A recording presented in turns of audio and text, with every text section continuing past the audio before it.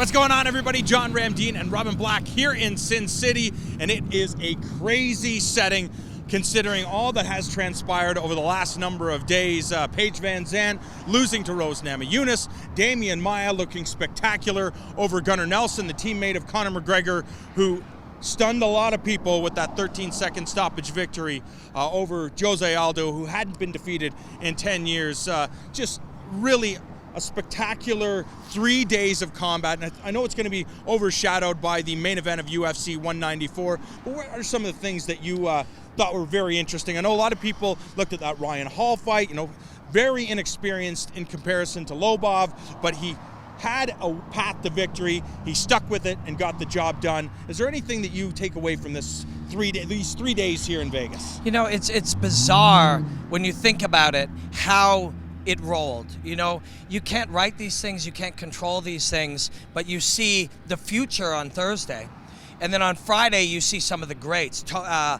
Tony Ferguson having an unbelievable fight. And we talk about innovation that's going to be on the lips of everybody soon. He was innovating within that fight.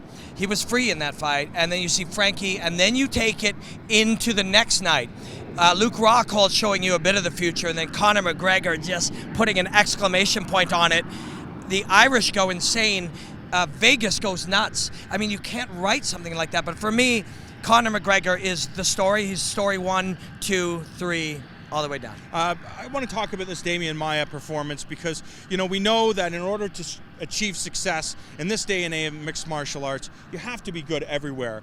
Unless you're a specialist and nobody is on your level. And we saw that. I think most people say, Gunnar's going to be able. We've seen how good Gunnar is. All you have to do is look back at his time in grappling competitions, handling Jeff Monson, the bigger, powerful guy.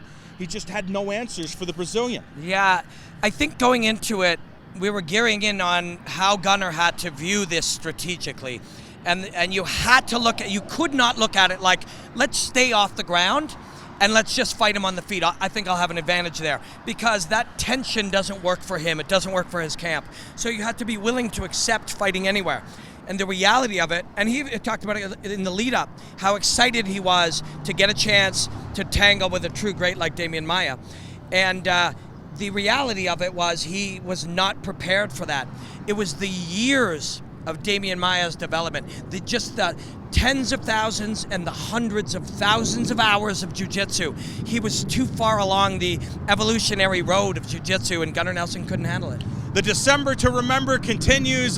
Looking ahead to the lightweight tilt, will Donald Cerrone become the new 155-pound champion? I had a chance to talk to both guys. Rafael Dos Anjos says, I've been so selfish, I've been so motivated to get the job done, to get another victory over Donald Cerrone, but this time I'm going to manage to stop him. It doesn't matter if the fight stays standing, if the fight goes down to the ground, I am going to finish Cowboy.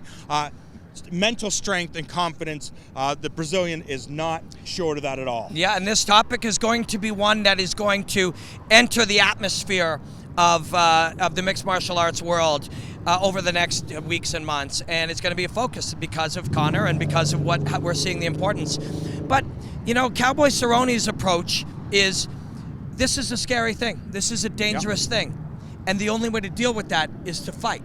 And he goes in and he fights, and he accepts the fear that he faces. He accepts the danger that he faces, and he goes in and he fights.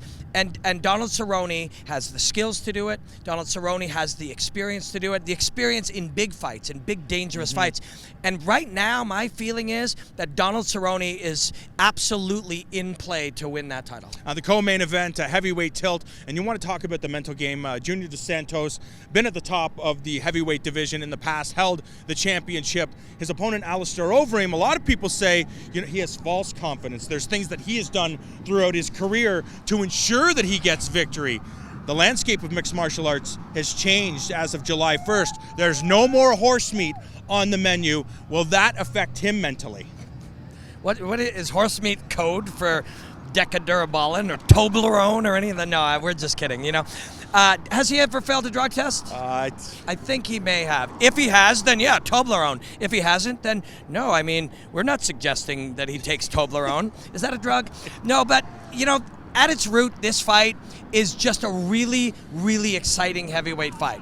Two guys who like to go in and bang, two guys who are in great shape, two guys whose right hands are really powerful. This is just one of those. This one will not be one of those ones that we're currently talking about. How does the landscape change? This one's going to be one of those ones where the audience goes, oh yeah, right, it's really fun when huge guys throw bombs. And that is still really fun. When the game changes, it doesn't change all at once. We won't immediately move away from, guys just standing and trading and letting that go. That's still a part of the game, and that's what's at play here. You've talked about front runners in the past, and I think Alistair Overeem fits that mold perfectly in the sense that when he is on and he is dominant, he's nearly unstoppable. But as soon as you can solve one area of his game, he seems to crumble under that pressure. Yeah, we've been talking about it all week long. It's impossible to not when you're seeing Rockhold and Weidman or you're seeing Connor. But confidence is important, but arrogance doesn't really work. And the guy has an arrogant streak to him, and he struts when he fights, and he makes that work sometimes. He's a wonderful fighter.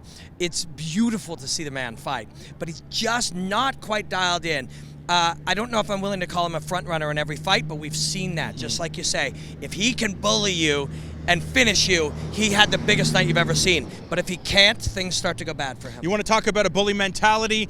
Nathan Diaz also taking on Michael Johnson. It is going to be a spectacular night of mixed martial arts, and it all goes down on Free TV. This program is brought to you by Tom Clancy's Rainbow Six Siege. Available December 1st, 2015.